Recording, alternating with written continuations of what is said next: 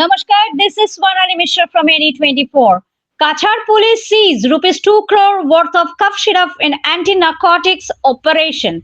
In a major crackdown on narcotics, Cachar police seized 11,100 bottles of codeine-based cough syrup worth rupees 2 crore from a vehicle near Damchora. The operation was conducted based on credible intelligence. Police Superintendent Nomal Mahata confirmed the arrest of one person in connection with the seizure. Further interrogation revealed that additional narcotics were hidden in other locations intended for distribution.